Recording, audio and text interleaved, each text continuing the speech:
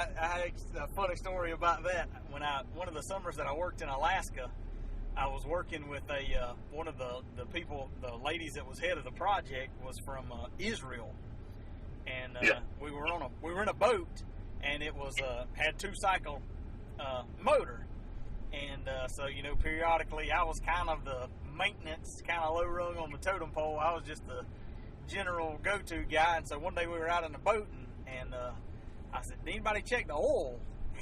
And she got a worried look on her face. She said, "What?" I said, "The oil. Did anybody check the oil?" She said, "Hole? Where's a hole?" I said, No. Oil.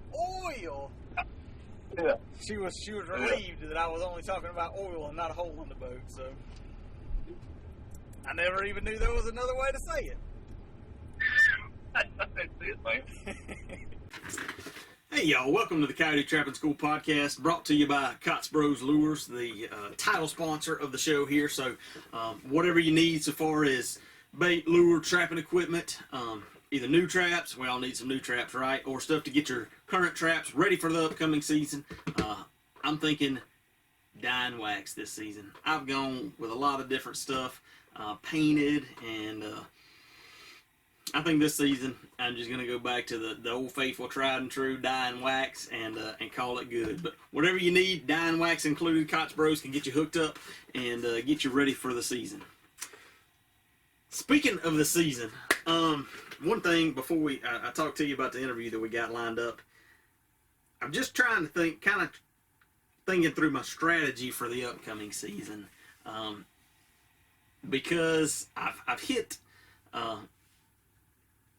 I've kind of hit trapping season over the last couple seasons pretty hard, and between the variety of animals that I've caught, a heck of a lot of raccoons and things, and the length that I'm trapping, I wind up with a good chunk of fur.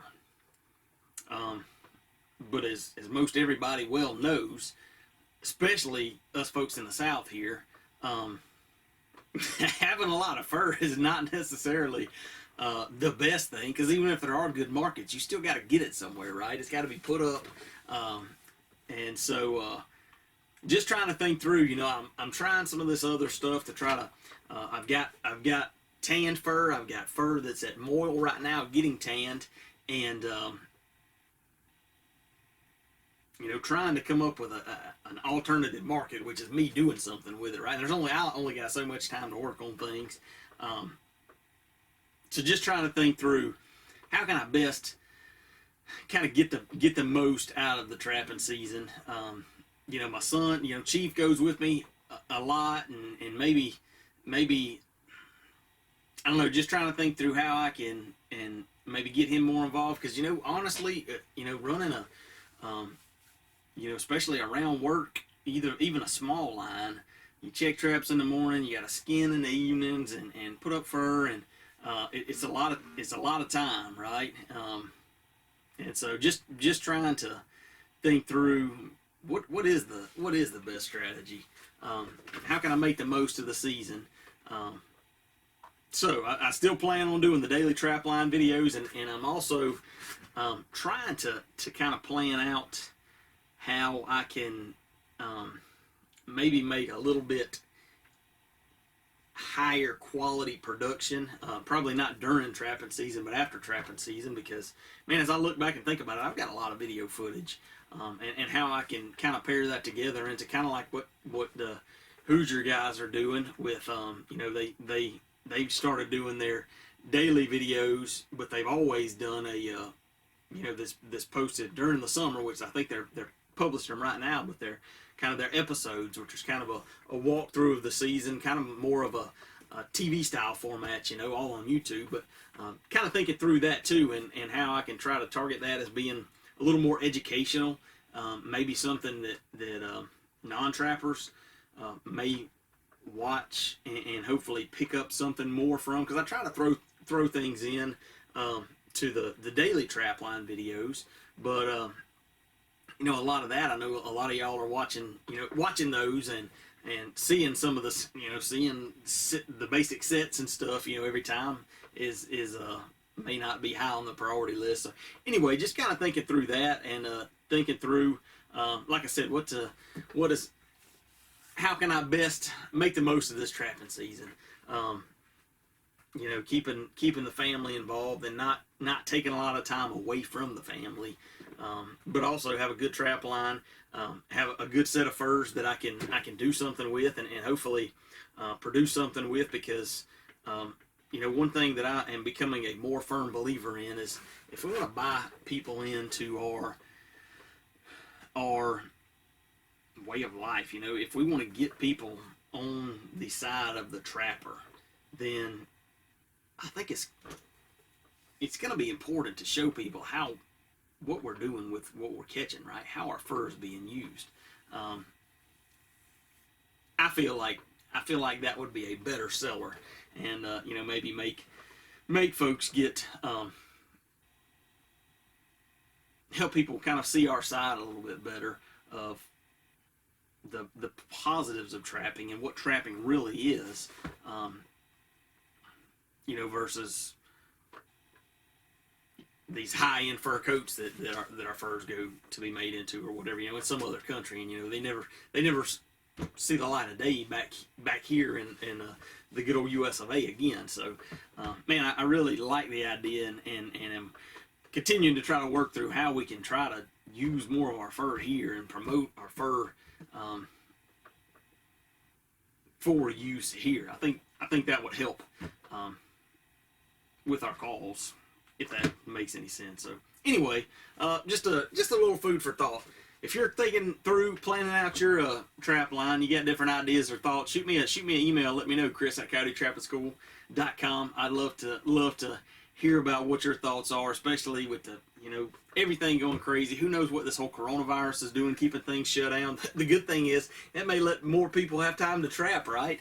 But we don't know. Actually, middle of this month, which when this episode comes out, I don't think the FHA auction will have been held yet, but hopefully it's coming up. So maybe we'll get a kind of a peek into what the fur market may wind up looking like, and hopefully there's some positives there, right? But us guys down here in the South, even with a great fur market, we don't have much of a fur market. So if we could come up with something else to do, because of our lower quality furs in general, then don't command the prices because of the finished goods. But if we could come up with some kind of alternative products that, especially folks in the South, nobody down here is used to seeing these, northern furs made into something. So if we can produce something with our furs down here that we can then market, I think that would be a win-win. So anyway, if you got any thoughts on that too, shoot me a note. I'd love to hear about it. Today, we got an interview with Bobby Dale Boyles. He is a Kentucky trapper and actually reached out to me. So one of the ideas that I have had is for, I saw it actually through, let me get you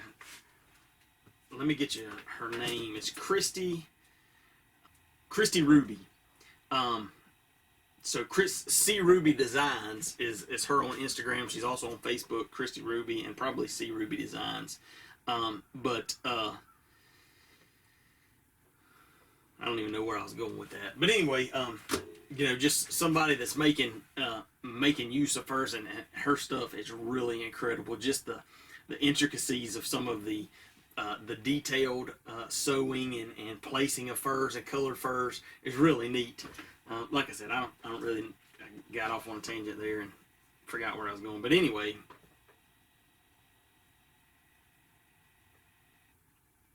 I don't know. Anyway, back to the interview here. Bobby Dale Boyles. Oh, I know what I was going to say. So I saw on her, she made a post a while back. I think it was furs of Alaska, maybe, and she made a pillow with like a small swath of fur from each of the fur bearers from Alaska. I think she even had like caribou and stuff.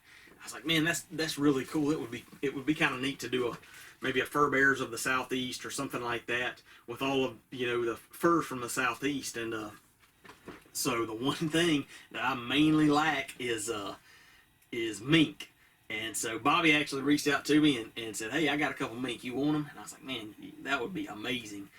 And so he sent me the mink. I got them off being tanned right now, and hopefully I can get something made out of that. But we just kind of got to talking, and so I thought we need to catch up and do a podcast interview, and so we did. We just talked kind of all kinds of things. He's done a lot of self tanning or home tanning.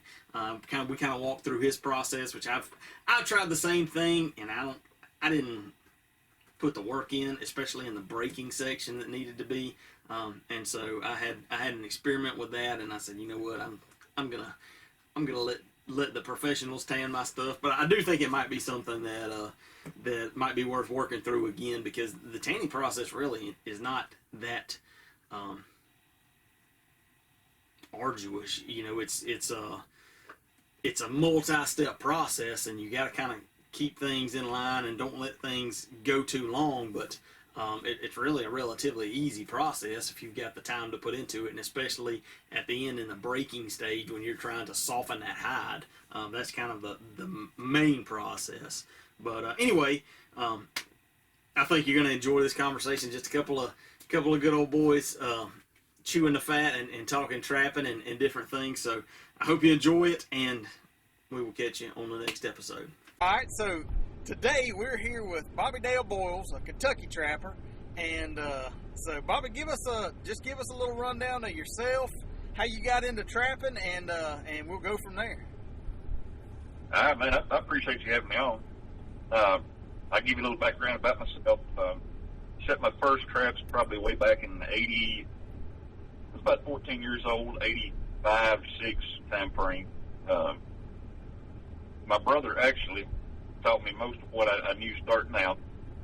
He was 2 years ahead of me, so when he turned 16, I was 14. So he was my wheels. He got his driver's license. My granddaddy was a trapper. He was about the only near family member that we had that was into trapping. And I remember seeing some, muskrat pelts and maybe a fox or a coon or something hanging in his basement drying. Didn't know why they were hanging there, but it was interesting. And as we got old enough to finally do some stuff with him, he taught my brother how to build the 1-inch cage, wire cage traps for muskrat with the flip-up doors on the sides. Yeah. Colony traps. And of course he taught my brother, Pat George, what we called him, George Gibb. He taught him how to do that and how to set conibears, and we actually inherited the traps that he had. So our first traps were some 110s, a bunch of Victor traps, 1s and 1.5s mostly. Any long fur he trapped was going to be fox, more than likely, grays and reds both. Wasn't no such thing as a coyote back then, and really didn't have any bobcat to speak of. So we cut our teeth on muskrat trapping, cow ponds and things, and farmers were anxious to meet us to let us come trap because they were a problem. I don't know what's happened to muskrats over the years, but we don't have near what we had as kids. I can't answer that question. We don't have near the numbers. So a couple of years went by. Daddy introduced us to a friend named Lloyd that came in here from Texas and had done some serious coyote trapping out west. And again, we didn't have coyotes here. The first coyote I ever saw was probably around 85 or 6, and they were just starting to move in. I hardly ever saw one back in the 80s, but Lloyd knew how to trap coyotes, and he could carry on an intelligent conversation with anybody in the industry about the animal, not just how to trap the animal, but the animal itself. He knew the habitat, the whole 9 yards. So he taught my brother how to make dirt holes, and I think probably a urine post set, which is a flat set with a stick stuck in the ground. But he taught us a lot about that. I would love to sit down and talk to him for hours. So a little shout out to Lloyd there. A couple of years went by. My brother joined the Army and has been gone ever since. He retired and moved out of state. 2 years after that, I joined the Army. So that shut down the trapping for about 5 years. Came home and went into the National Guard, and I had it actually turned into a full-time job with the Guard, so I had a 30-minute commute home to work, and for the next 15 years, my trap line was pretty much setting traps on a weekend and checking them on the way to work and then spinning when I got home. I would take a week off work just to trap. That was my vacation. I was, eat up with it. But I never got where I considered myself good. I didn't even want to call myself a trapper. I would tell people, yes, I trap, but I'm not a trapper. I hadn't attained that level. But had some opportunities with the National Guard, and at the ripe old age of 43, I retired. Started on my retirement. My wife went to work as a travel nurse about a year before I retired. So she gave me permission. I love that woman. She said, take some time off, enjoy yourself. You've earned your retirement. Go have fun. And I said, yes, ma'am. So for I'm 43 at that time, about 5 years ago. So I've been trapping hard for 5 years. I said, if I'm ever going to do it, I've got to do it before my knees give out and my fingers and my back and everything else gives out. So that's where I am. I've got some cool pictures on Instagram and starting to put on Facebook, and people think that I'm something special because of these pictures. But if they knew how many hours I put into it, I probably should have twice the amount of fur that I do. I love it. I get up every morning during the trapping season, and I tell people it's Christmas every day. I'm running to see what's underneath the tree. So what do you think? What did you feel like took you from just setting traps to being a trapper? Volume, probably. Let me tell you that story. As I was retiring, I had a friend named Jamie. He called me one day, and I had tried to catch coyotes and some fox. We've got several fox here. We've got a lot of coyotes, and I could not catch one to save my life. I tried, and I gave up. I'm going to be a coon trapper, and I'm going to trap some beavers. Our beaver numbers are coming way up. Otters are pretty easy to catch here, so that's what I was focusing on. So Jamie worked the school system, and he was off for Christmas break, and I was going to Carolina for Christmas. He said, "Hey man, let me borrow some of those coyote traps you got. I watching YouTube and stuff. I'm going to try to catch a coyote." And he was a big coyote caller.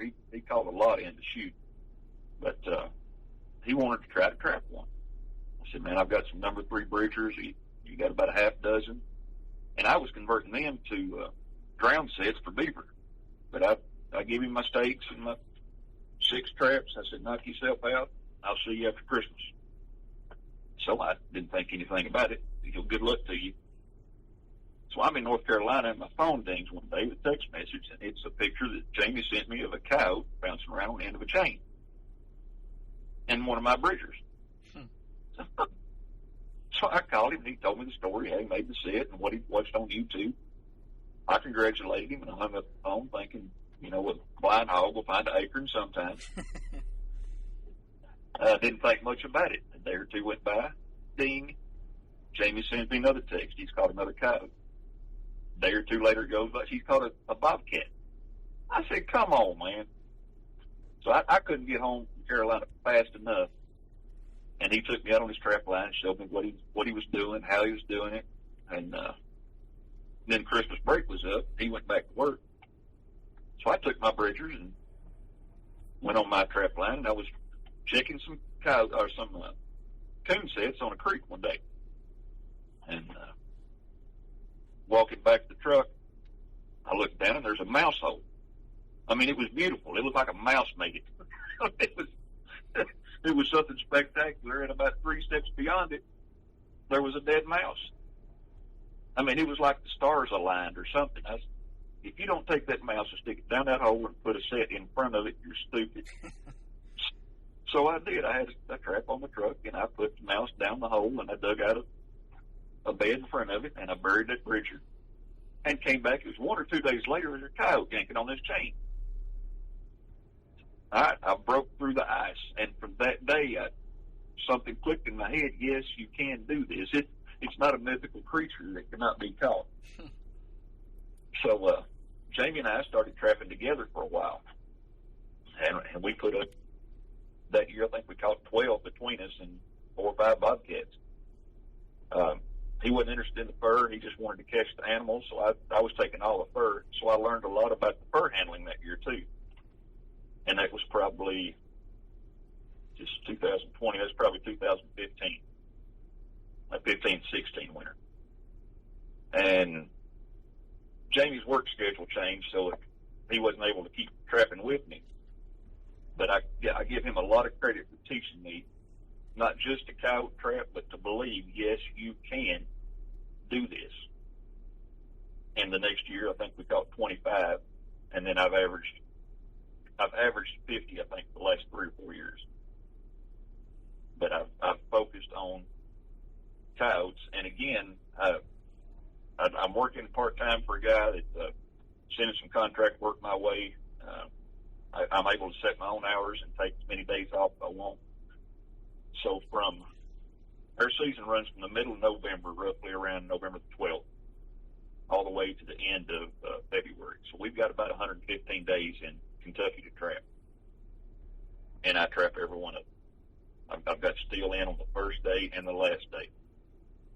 So 50 coyotes over 115 days, running 3 dozen traps. It doesn't sound near as glorious of a catch when you run the numbers in your head, but man, I have fun. Yeah, well, I mean, especially it's not like if you're running 3 dozen traps, that's not a lot of traps every day though. That still ain't bad. Yeah. So what? I'm going to get to a. If There don't you kill me, go. I'm going to get. There you go. So what's your go-to coyote set? What do you have kind of a favorite? Are you a dirt hole guy or what do you like? I am a dirt hole guy, but I love to tinker with the trench set. I'm learning the flat sets, walkthroughs. What's the guy's name? Traps out in Kansas. He's on you got a YouTube channel. But he does a lot of walkthroughs. Ed Schneider? Ed Schneider, that's exactly. Yep. He does a lot of walkthroughs, and I'm intrigued with his sets. I've watched just about everything Clint Locklear ever put on YouTube. I've read Eastern Wolfer. I mean, some lights really came on when I read Eastern Wolfer, and I've heard you do the book review, which was well done. Yeah. I love a dirt hole, but I'm really going to try to learn the flat sets, the blind sets, and some of those things. So how do you? I'm not much of a snare man. I would love to learn to snare, but we have so many rabbit hunters and coon hunters around here that I'm just afraid. It's not a good combination. So yeah, that's definitely something to keep in consideration. Yeah. How do you? Y'all get some pretty good weather up there. How do you keep your trench sets working? Wing and a prayer. you just watch the weather. Try to bury them on hills where your trenches have got somewhere to run out. And I mean, once they fill up, it is what it is. But I've got waxed dirt. If you dig your hole deep enough, it'll hold a lot of water and it'll seep on out. I've caught I've caught coyotes and sets with water standing in them. I mean, they had to almost stick their nose underwater to find the bait, but they got close enough that the trap was in the right place. Snow can't be too deep, and the water can't be too deep for a coyote. He's going to get in there somehow. Right. So you use a pretty good bit of wax dirt then? I do. I really started heavy on it last year, and I actually ran out, so I've got to get busy and start. We've had so much rain, I can't dry my dirt out. It keeps raining. About 3 or 4 buckets is what I try to put up to start the season, and that'll do me. As long as we've got a good dry forecast, which December is usually decent trapping weather. Our rain seems to come in January and early February. But I can use just local dirt, what's on the side, or what I've got dry in the barn, and then save my wax dirt for when the forecast is really turning nasty. Gotcha. That's I'll sort of hit on that. That's one of the things I learned from Locklear. He talks about the cycles, how long is too long on a set of traps, and when to pull and when to move and everything. And he mentioned, I think it was on one of his podcasts or interviews, he said after, okay, let's take a 200-acre farm with 24 sets just to have numbers to work with. After the first night or two, you really start firing. You may catch one first night or two, but they really start firing that second or third night. And you'll do really well for about 7 days, 7 to 10. And then it starts to slack off. Of course, you caught some of what's in the area. But from about day 8 or 9, for 5 to 10 days, you're in the valley. You're not getting a lot of activity. And then you'll have another little surge and catch a few, and then it'll slope off again. And I've noticed that on my trap line. I am terrible about falling in love with a farm. Once I get on it and I've got traps buried, I don't want to pull them. I just want to keep working them and milking that farm for all it's worth. And from what he says, it's exactly what I've experienced on my line.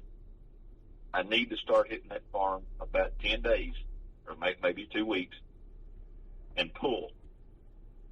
Somewhere in the middle, I need to be starting my next farm. So as I'm pulling one, I've already got traps working on the next farm, and then leapfrog on about a 14-day cycle. So instead of, we got 3 months of season, I was hitting 3 big farms for a month at a time. But if I leapfrog and hit 14 days on a farm, I can hit, 10 farms in a season pretty easy. Get the cream of the crop. Take the dumb and the young, which are my favorite coyotes, the dumb and the young. That's right. And let the big ones just do what they do. The fur is the only thing I'm concerned about. The fur is the same regardless of the age. So if I do, I think I can increase my numbers. What's a big farm for you up there? I've got once people find out you can catch coyotes around here, people will call you that you never heard of. A guy called me one day in late summer, early fall, and said, I got your name off the Fish and Wildlife webpage, which is another story, as you're a trapper in your county. I said, I am. He said, I've got a 1,200-acre deer lease, and we are getting camera photos of coyotes eating corn out of our corn piles. We're overrun. Can you come help us? It's 1,200 acres. I'll see what I can do. Yes, sir. I'm on my way. So that's the biggest I've been on. I've got some more that are maybe 600, just big rolling farms, and they're family farms. They join land and land, and it just keeps going. That's about like it is around here. I mean, really, if you can get on even a 300 or 400 acre piece of property, that's a pretty good chunk. The farther away you get, the bigger pieces. Most of them are 100, maybe 200 acres. Yeah, most of them. But now I've caught 15 coyotes off of about a 60-acre farm 3 years in a row nearly, and which, like I said, I was leaving the traps out all season because it was close to home. Yeah. And there's something weird about that farm. It must be an intersection, or a boundary of 2 home ranges or something, because it just keeps producing coyotes all year, all season. That's pretty stout. Yeah. So I was looking through some of your Instagram posts. Was it this past season or the season before that you caught the albino coon? That's this year. He's actually, I've got to go tomorrow to the taxidermist to pick him up. That's the first albino critter that I had ever seen in the wild, besides maybe a squirrel at at the college or something. That's pretty cool. He looks But like pretty good size too. he wasn't bad, but he was. You could barely make out the rings on his tail. You know, he had pink eyes, pink nose, the whole 9 yards. There was no dark color on him at all. Beautiful. How'd you get him mounted? It's going to be on something I could set on like on top of a gun cabinet or a countertop, just sort of pump back and walking. I gotcha. I'm anxious to get him. I can't wait. I bet. So what about? I know looking through your pictures too. Looks like you do some tanning yourself. Tell us a little bit about your tanning process. I do. It's mostly just for myself. Sometimes I have a friend. You know, his son killed his first coyote while he was deer hunting, so he wants it tanned or whatever. So I do some work for mostly friends and family, but I might do 10 or 12 a year. I like McKenzie products, McKenzie Taxidermy Supply. That's what I started on, and I'm familiar with brain tanning and the lutan and all the different methods out there. I've watched every YouTube known to man, I think. But McKenzie is the one that I settle with, and they've got a bottle of tan and then another bottle of oil. Those are the two products that I use in my process. I can. Yeah, so walk us through a little bit of your of the process, because it's more than just the rubbing the tan in and rubbing oil on, right?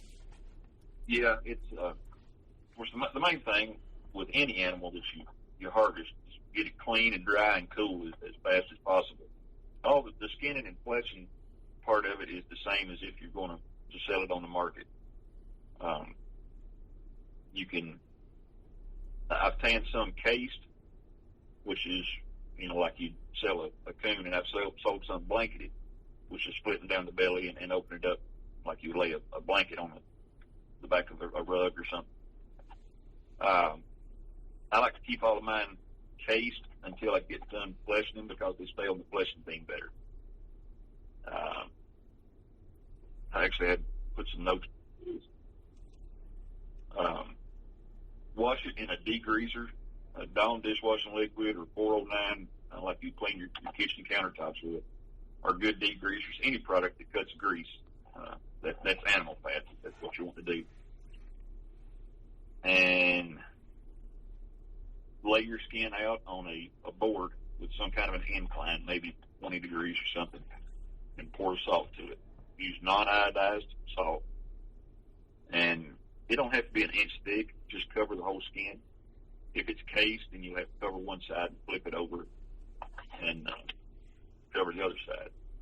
If it's blanketed, then you just lay it out flat and cover all one side. You've got the fur down, so it all works. And at that point, you're done. The clock has stopped on the bacterial growth. The salt kills the bacteria, so you don't have any decomposition from that point. The bacterial growth is what causes that. The bacteria eats the hair follicles, and that's what causes the hair to fall out, which is slippage. So once you got the salt on your hide, then you're in good shape. And then you can walk away from it. If it's 2 or 3 days before you come back, or even a week, you're fine. Your hide is not going to rot. So that buys you time to do whatever you need to do. When you come back to it, wash all of that salt off. Shake the loose salt off and wear goggles that'll get in your eyes. I promise. It won't hurt shaking that salt. But wash all that salt off. Then it's going to go into a pickle. And that pickle is 1 part water to 1 part white vinegar, and then a pound of salt for every gallon of solution.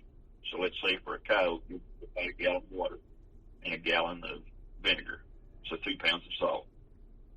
Mix your salt up in there good so it dissolves, and then put your hide in there, and you're done for day 2. Day 3, come back and rinse all that pickle solution out of your hide, And if it lays in there for a day or 2 days, that's fine. I wouldn't want to go much over 2 days. But clean all of that solution out of it. And if you want to rinse it off again in the degreaser, that's fine. This is a good time to do your secondary fleshing. A lot of that flesh that you missed will loosen up in that pickle, so it's easier to flesh.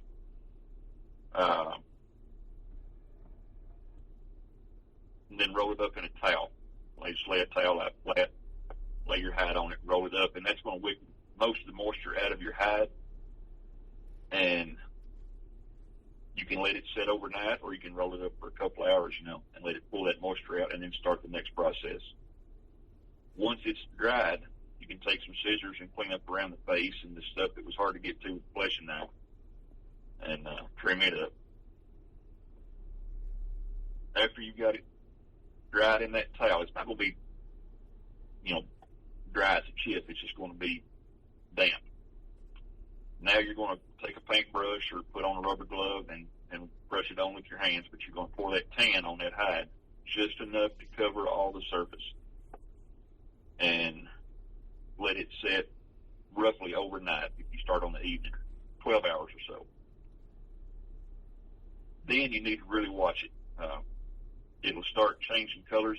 The hide will turn dark and start to dry and shrink up. And as it does, then you're going to start working that hide back and forth over the edge of a wooden table or the back of a chair,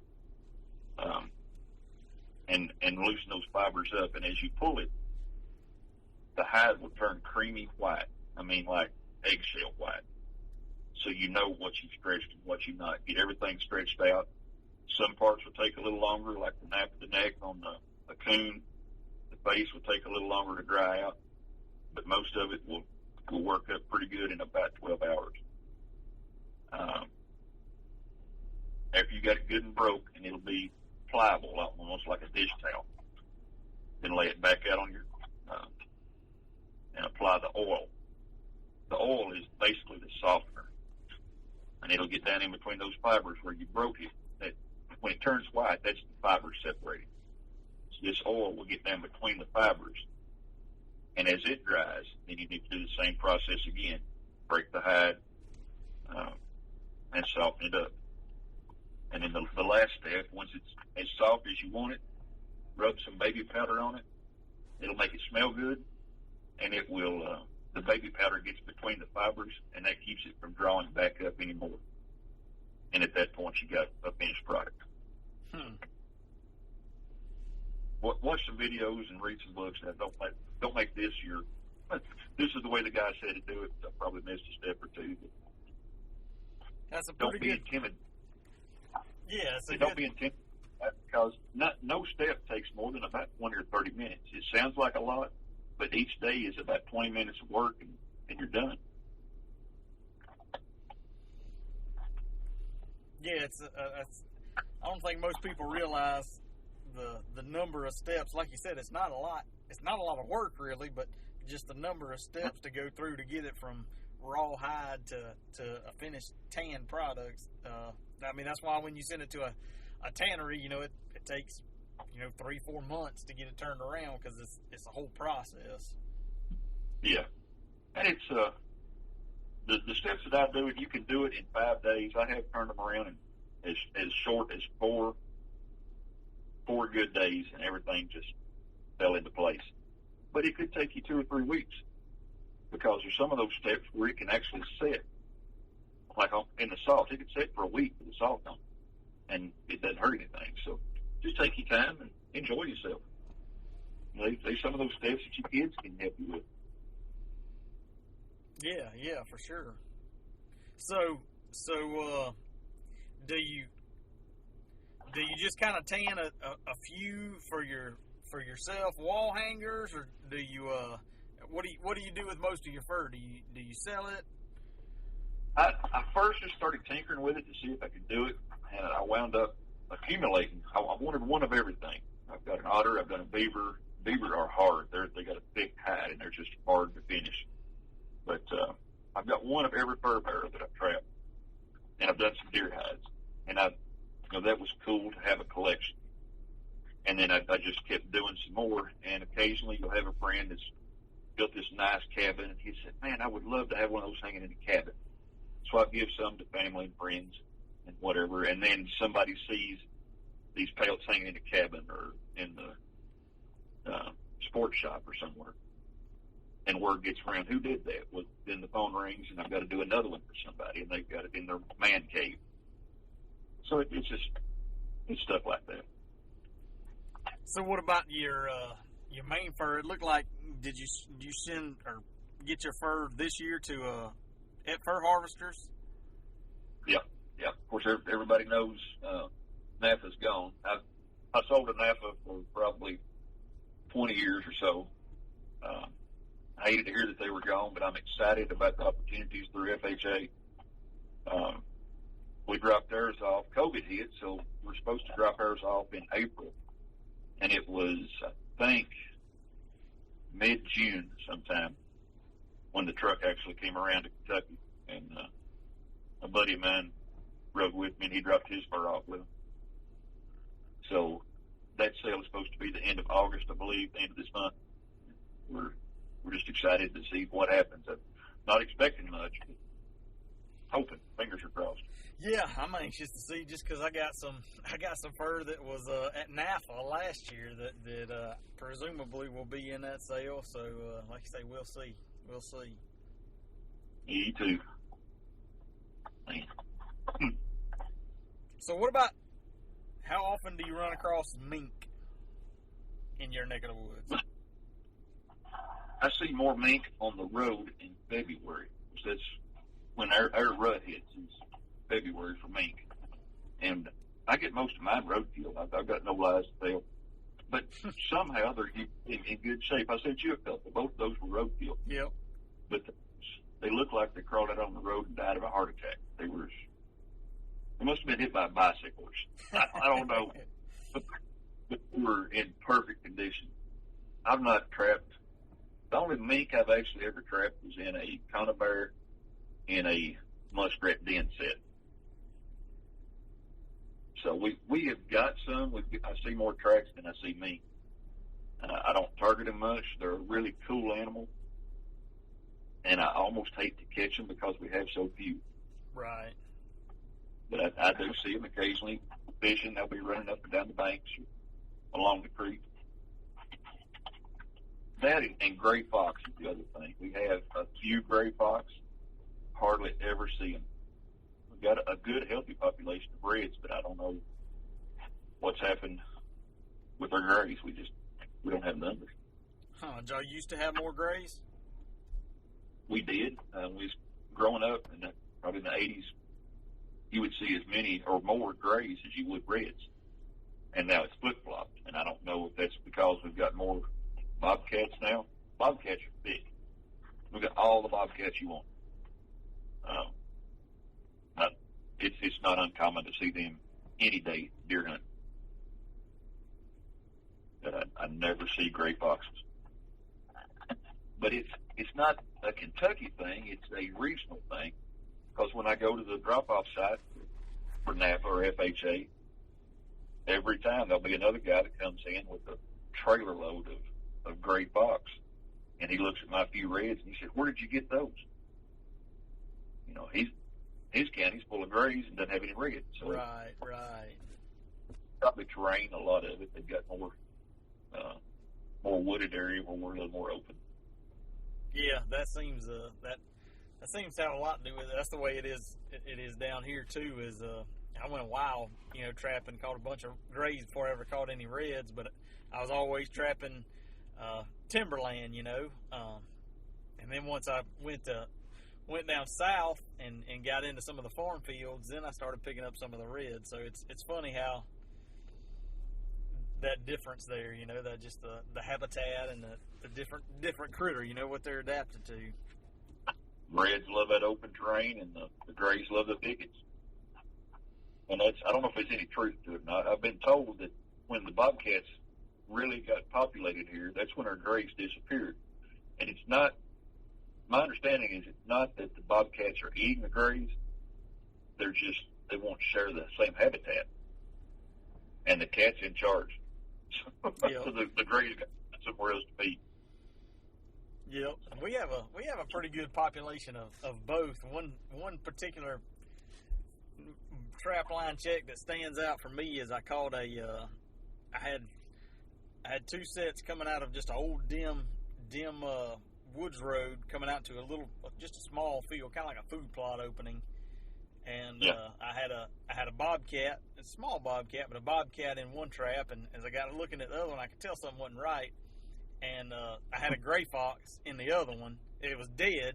And my assumption was that the bobcat came in, killed the gray fox, and ate what it wanted to of it. And then as it was leaving, had to check out my other set. And so, Oops. yeah, that's right. That's the neat things that just some of the things that stand out in your memory as you think back about past trap lines. But I mean, you lost the gray, but what a double, man! Oh yeah. How many grays and bobcat doubles did you see? Not very many at all. It's funny. I told you about we don't have many grays. Some of the guys that see my pictures, Instagram is doing me a lot of good. And I've got friends that see my posts and they'll call me and say, "Hey, show me how to do these sets." And I teach them a dirt hole, and you can do it over the phone. 3 different times I've taught somebody how to make a dirt hole, and went out with them and did some hands-on. Within a week, they call me back and said, "Hey, man, I caught a gray fox. What'd I do with it?" Man, I can't even see a gray fox, and you're catching one. The first animal you're caught. I've never caught a gray fox. It drives me crazy. Huh. But I can teach you. There you go. That's the way I feel about mink. Dadgummit, I hadn't caught a mink yet, and that's on my list. It gives you something to look forward to. That's right. I was thinking about you talking about the gray fox and bobcat relationship, and I was wondering about talking about the mink.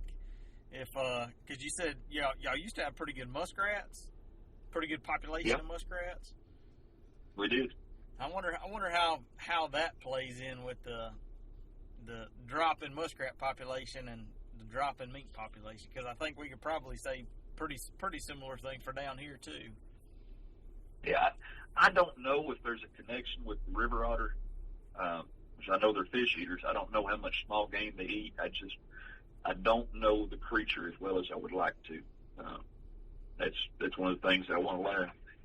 I don't spend a lot of time trying to learn the otter as far as learning the animal, because I can catch 5. We're only allowed 5 in Kentucky, or excuse me, 6 in my region. We've got a split region. You're allowed 10 in western Kentucky, and where I'm at, we're allowed 6. But I can catch them nearly all in beaver sets. Yep. So once it's a tricky thing. Once I hit 6 otter, a lot of time I have to pull my beaver sets, unless I'm just seeing absolutely no sign, and I've been there for a while. But I'm afraid I'm going to catch over my limit in otter, and what do you do with one in a conibear? Right. I don't target otter specifically very much, just because they're going to come. But I went down a rabbit hole there a little bit. I don't know if do they eat muskrat? I don't know. I would assume so, but I don't know. Yeah. I know they eat fish. Yep. I've got so many opportunities to trap people's farms by an otter call. Somebody calls and says, "Hey, come catch these otters out of my pond." So when did you see them in your pond? So, well, 2 weeks ago. So, well, I can't help you, because that sucker has cleaned your pond out. He's gone now. He's not there anymore. But I've been able to visit these farms, and you can see where he's been with the scat piles, the toilets. I mean, he's been there for sure. There's no fish left. Right. It's a shame. The farmers hate them here, especially if they have fish ponds. People that own land along the creeks are fussing because they used to catch bass, goggle eye, and things out of the creeks, and they say they're just not there anymore. But the otter are thick, so I'm happy to help when I can. Do y'all have to fill out any kind of survey at the end of the season reporting what you caught? Yeah, we do. I figure most states probably do that. Yeah, of course you got the CITES tag, or CITES, I guess they pronounce it. You have to tag your otter and bobcat. That's nationwide. Yep. Bobcat we're allowed to buy, and I learned a lot from Locklear about the flag set, with the wings and the trees and things of that nature, just to get their attention to bring them to the set. And I've had a lot of luck like that. And I've had too much luck. I think I actually caught 14 bobcats last year. I'm allowed 5. Oh. So there was a lot of bobcat turning loose. And that's not fun. You don't ever get to high grading and catch like 3 and then start turning loose, waiting for a bigger one before you decide to punch that tag? That's what I need to do, really. I've been tagging the first 5 that, a bird in hand theory. Yeah. I tag the first 5 and turn the rest of them loose because they're all footholds. They're not hurt. Right. I promise they can outrun you when you turn them. Don't ask me how I know. But yeah, I had to turn a bunch loose last year. So now I don't target bobcat. I just make my dirt holes for coyotes, and the bobcats will come. Yeah. And I know what some will say about how difficult it is to catch a bobcat when you're trying to catch a bobcat in numbers. If you got a state where you're allowed to catch a lot, yeah, they can be challenging to get that cat in as big a home range as he has to be exactly where you're sitting. That would be a challenge to put up any kind of numbers. But I don't have to have numbers. I have to have 5. Yep. And I can do it by accident. I'm doing it by accident. Right. So what about your otter in your dirt hole? I have caught 2 or 3, I think. One was really close to a creek, and it was a legitimate coyote set. I mean, baited the coyote lure, the whole 9 yards. And he come up and worked the set, and I caught him. It was at the dry land set, and it's not something you want with otter. I love to get them back in that water so that bird doesn't singe. But I take them however I can get them. I've done that 2 or 3 times, trapping coyotes close to the water, and being the predator that the otter is, he'll come and check it out. Yep. Yeah. People don't understand how rangy otters are. I've seen them across. Well, I was deer hunting one day and had one come along the edge of the woods a half a mile from the nearest creek that I know of. So they move across country without a thought. Yeah, I mean as much ground as they cover. They're liable to be anywhere. Yeah, they don't do hunting out in those fields, but they're definitely crossing them, going from point A to point B, water to water. Yeah, because you think about making their circuits. They can't unless they're just going up and down a river or something. They got to cover land at some point to kind of make that loop back around. Yep. And that's another reason why I don't target otter. Now you got 4 or 5 beavers sets out, and you got one more otter tag. Well, then a family group comes through. They hunt in groups of 3 or 4 a lot of times. It's family groups. So what do you do when that group's come through? And you got 1 tag left, and you caught 4 of them. Yep. It's a bad situation that you try to avoid at all costs. Yeah, I'm sure glad we don't have to worry about that. What's your limit? Oh, we don't have one. Man, No. can I come live with you? Heck yeah, no otter, no bobcat limit. I mean, it's no limit at all. Man, wish we had that. It's nice, and we got them. I mean, it's the same. It's the same way. I'll set otter sets, but you put a hurting on them just in your general beaver trapping. Yeah.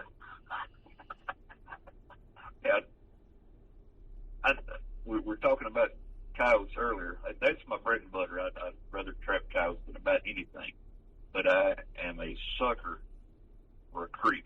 I love water trapping, and I've got to go see if there's so many tracks up and down the creek, including canine. Yep. But see track, set trap. It's just it's a trigger. If I see a track, I got to try to catch it. That's the way I spend way too much time on creeks. If I'm going to put up coyote numbers, which is where the money is now, but I can't lay off a big 14 trap. I just can't help it. Yeah, I have the same. I got a freezer full of coons, and y'all got better fur than we do. And I just, like you said, I'd be better off if I just kind of focused. But I got to go look for otter sign because I like catching otters as much as I like catching coyotes, and then I like catching beavers too. And then I remember how much work it is in the middle after I catch one, and I wonder why, but I still can't resist setting that trap. Right. How much meat do you put in your freezer off the trap line? Not a whole lot. I'll save a little bit here and there for cooking up some kind of recipe or trying something. But I'm pretty much the only one that eats it. So it's outside of my hog trapping, I don't save a lot. Yeah, I started. The first time I heard somebody talk about a recipe for beaver meat, I didn't know that was a thing, and I've eaten just about everything known to man.